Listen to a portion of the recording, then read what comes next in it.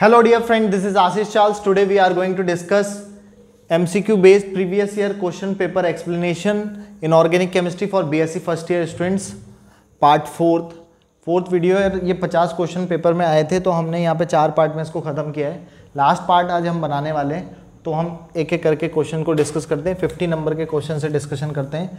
Which of the following is the semi conductor, इनमें से कौन सा है जो सेमी कंडक्टर है। सेमी कंडक्टर की कहानी मैं आपको सुनाऊं तो 13 ग्रुप के एलिमेंट, 14 ग्रुप के और 15 ग्रुप के सी जी सन पब न्यूज़ पेपर 13 ग्रुप में आते हैं आपके पास बैंगन, आलू, गाजर, इन थैला। याद करने की ट्रिक है boron, aluminium, gallium, indium, thallium, carbon, silicon, germanium, tin और लेड, नेपाल, पाकिस्तान, अफगानिस्तान, सब भिखारी। ये ट्रिक है याद रखने की एलिमेंट्स को। तो सिलिकॉन और जर्मेनियम वाले जो माने जाते हैं वो आपके सेमी कंडक्टर्स माने जाते हैं। अगर आप उसमें 15 ग्रुप का कोई एलिमेंट मिलाते हो तो एन टाइप सेमी कंडक्टर बनते हैं, ये वाला मिलाते हो तो पी टाइप सेमी कंडक्टर बनते हैं। लेकिन अगर आप ऑप्शन में देखो तो आपके पास आर्सेनिक है जो यहाँ का है, फॉस्फोरस है जो भी यहाँ का है, और आपके पास गैलियम है जो यहाँ का है। तो गैलियम है जो यहाँ का है और कार्बन जो है वो यहाँ का है, 14 ग्रुप। तो कार्बन डायमंड वाला या कार्बन वाले वैसे तो इन्हीं को ही सेमीकंडक्टर कहते हैं, प्योर वाले। अगर ये मिलाते हो तो एन टाइप इम्प्योरिटी वाले और ये पी टाइप कहलाते हैं। लेकिन इसके अकॉर्डिंग अगर जनरली ये क्वेश्चन सिलिकॉन और जर्मेनियम के लिए पूछा जाता था, लेकिन वो ऑप्शन में ही नहीं है। तो ऑप्शन में नहीं है तो इसका जो करेक्ट आंसर है वो गैलियम आर्सेनाइड है। आपको ये याद रखना है कि gallium arsenide is the semiconductor. Which of the following molecule is paramagnetic, कौन सा इनमें से पैरामैग्नेटिक नेचर का होगा।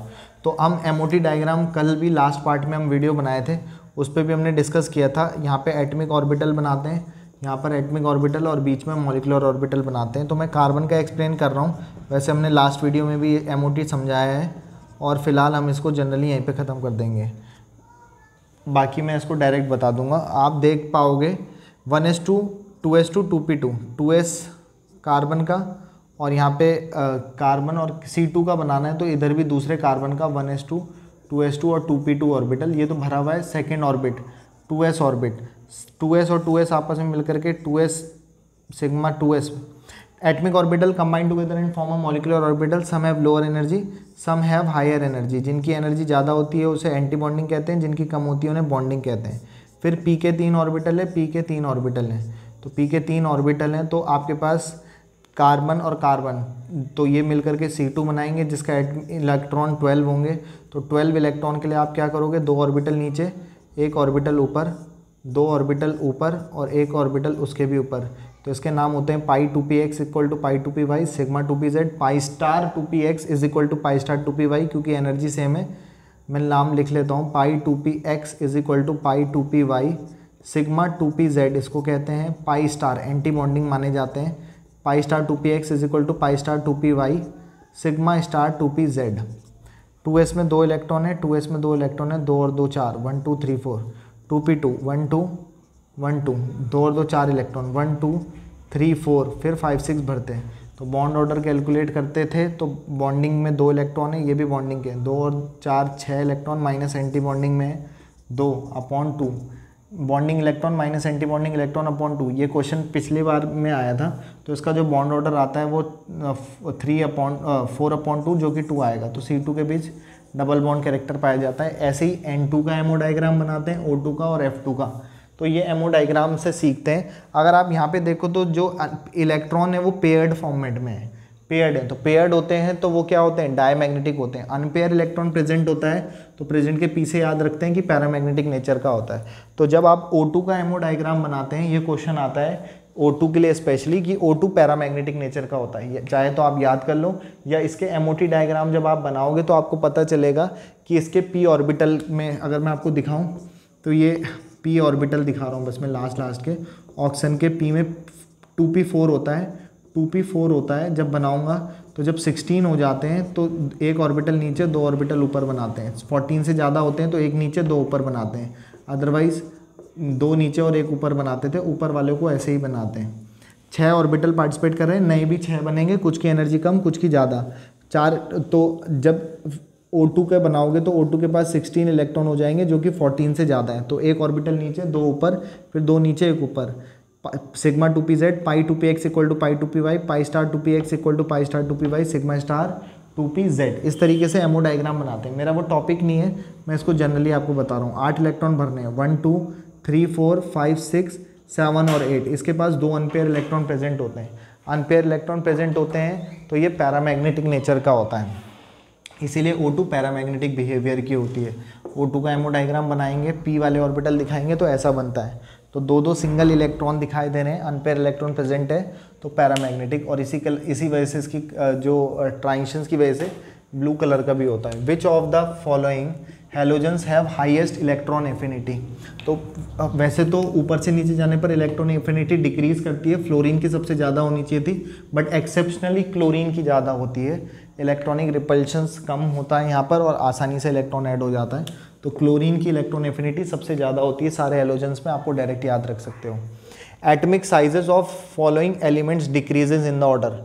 एटमिक साइज का ऑर्डर आपको एक्सप्लेन करना है, पॉज करके स्क्रीनशॉट ले लेना इनके लिए, इनके एक्सप्लेनेशन के लिए। मैं ऐसे मिटा करके आपको जगह बना करके ऊपर वाले क्वेश्चंस का एक्सप्लेनेशन देने की कोशिश करता हूँ, आओ सीखें। नेक्स्ट वाला जो क्वेश्चन है इसमें एटमिक रेडियस के बेसिस पर या एटमिक साइज के बेसिस पे बताना है। तो लिथियम, बेरिलियम और बोरॉन लेफ्ट टू राइट जाने पर एटमिक साइज डिक्रीज करता है, यहाँ कोई भी एक्सेप्शन नहीं है। तो इसका साइज सबसे बड़ा, इसका उससे कम और सबसे कम इसका, तो करेक्ट ऑप्शन इज D1। यहाँ पर choose the solid highest lattice energy, जिसकी लेटिस एनर्जी सबसे ज़्यादा है। तो लेटिस एनर्जी देखो सारे के सारे OH का होल ट्वाइस तो सभी में कॉमन है। बेटा मांगे कार स्कूटर, मतलब कार स्कूटर बाप राजी, ऐसे आता है। Beryllium, magnesium, calcium, strontium, barium और रेडियम सारे के सारे कहाँ के हैं? सेकंड ग्रुप, पीरियोडिक टेबल के सेकंड ग्रुप के एलिमेंट हैं। Beryllium, magnesium, calcium, strontium, barium और रेडियम। और जितना छोटा साइज होता है उसकी मेटल का साइज सबसे छोटा होना चाहिए और एनायन का साइज बड़ा होना चाहिए, तभी जा करके मिल करके आयनिक कंपाउंड टाइप बना पाते हैं। तो ये इसका लॉजिक होता है। तो इसमें इसका साइज सबसे छोटा है बेरिलियम का, तो छोटा साइज है तो इसकी जो लेटिस एनर्जी होगी वो आपकी सबसे ज़्यादा होगी। अब नेक्स्ट है the rule of determine the extent of polarisation of an anion by cation was given by. देखो फजान ने बोला था कि कैटायन का साइज छोटा होता है और एनायन का साइज बड़ा होता है, और जब ये आपस में पास पास आते हैं तो अपने साइज में डिस्टॉर्शन करते हैं और पोलराइजेशन करके एक कंडीशन ऐसी आती है कि ये बिल्कुल सिग्मा बॉन्ड या कोवेलेंट बॉन्ड जैसा बन जाता है। तो आयनिक बॉन्ड कंप्लीटली आयनिक नहीं होता, पोलराइजेशन की वजह से, डिस्टॉर्शन की वजह से वो उसमें कुछ अमाउंट में कोवेलेंट कैरेक्टर भी पाया जाता है। तो there is some covalent character also present in ionic compound और आयनिक कॉम्प्लेक्स। तो rule to determine extent of polarisation, ऐसा कौन सा रूल पोलराइजेशन को समझाने के लिए जो एनायन और कैटायन के बीच होता है, यही सब चीज़ें वो किसने समझाया था? मैंने आपको पहले ही बोला है कि ये रूल फजान का है, फजान ने दिया था इस बात को। नेक्स्ट क्वेश्चन 44 नंबर के क्वेश्चन पर बात करते हैं। What is the electronic configuration of Ca+2 ion? Ca+2 ion का इलेक्ट्रॉनिक कॉन्फ़िगरेशन क्या होगा इनमें से? तो सबसे पहले तो आपको समझ में आना चाहिए कैल्शियम का 20 इलेक्ट्रॉनिक एटॉमिक नंबर होता है, 2 8 8 2 ये इलेक्ट्रॉनिक कॉन्फ़िगरेशन होता है। तो कैल्शियम +2 का करते हैं तो 2 8 और 8 2 इलेक्ट्रॉन बाहर चले जाएंगे तो 2 8 8 बच जाएगा। इसके पास 20 इलेक्ट्रॉन ऐसे भरे जाते हैं, लास्ट में 4s में 2 इलेक्ट्रॉन आते हैं इसके, और 4s फोर्थ वाले पीरियड में 2 इलेक्ट्रॉन ऐसे भरते हैं बोर और बेरी के अकॉर्डिंग। और फिर इसके बाद इसका इलेक्ट्रॉनिक कॉन्फ़िगरेशन करने के लिए जो कॉन्फ़िगरेशन होगा वो 2 8 8 हो जाएगा। तो Ca+2 से 2 इलेक्ट्रॉन बाहर निकालोगे तो ये आएगा। कौन सा ऑप्शन है? D is the correct answer. Which of the following compound is not ionic in nature? इनमें से कौन सा आयनिक कंपाउंड नहीं है या कौन सा आयनिक नेचर का नहीं है? जब कभी भी मेटल और इलेक्ट्रोनेगेटिव एलिमेंट के बीच बनता है पक्का आयनिक, इलेक्ट्रोपॉजिटिव है। एल्केली मेटल का या एल्केलाइन अर्थ मेटल का कोई मेटल होता है सेकंड ग्रुप का और कोई इलेक्ट्रोनेगेटिव होता है, आयनिक बॉन्ड बनता है। ये भी टूटता है तो ये भी अमोनियम क्लोराइड है, ये भी आयनिक कंपाउंड है। CCl4 है जो कोवेलेंट कंपाउंड है या पोलर कोवेलेंट कंपाउंड है, ये आयनिक नहीं है क्योंकि कार्बन जो है वो मेटलिक प्रॉपर्टी शो नहीं करता। CCl4 ही इसका करेक्ट आंसर होगा क्योंकि इसका डाइपोल मोमेंट भी 0 आता है, क्योंकि इसके जो बॉन्ड इस तरीके से होते हैं तो इनका जो रिजल्टेंट आता है डाइपोल की डायरेक्शन ये कैंसलाइज कर देती है एक दूसरे को और डाइपोल मोमेंट 0 आ जाता है। तो CCl4 आयनिक नेचर का नहीं होता। The percentage of ionic character of bond between two atoms is calculated.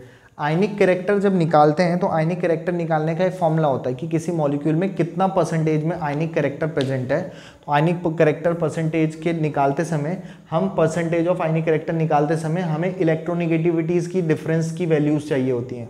मतलब एक इलेक्ट्रोनिगेटिव एलिमेंट का दूसरे इलेक्ट्रोनिगेटिव एलिमेंट का डिफरेंस देखा जाता है, तो उनके डिफरेंस, उसने बोला किसके डिफरेंस के बेसिस पर बताया जाता है, तो इलेक्ट्रोनिगेटिविटी के डिफरेंस के आधार पर। जितना ज़्यादा इलेक्ट्रोनिगेटिव चेंज होगा आयनिक कैरेक्टर में उतना ही ज़्यादा चेंज आता है, या आयनिक कैरेक्टर उतना ही ज़्यादा होता है। तो ये मैं आपको पूरे 50 क्वेश्चंस तक 4 पार्ट में वीडियो कंप्लीट कर चुका हूँ इनऑर्गेनिक केमिस्ट्री के लिए।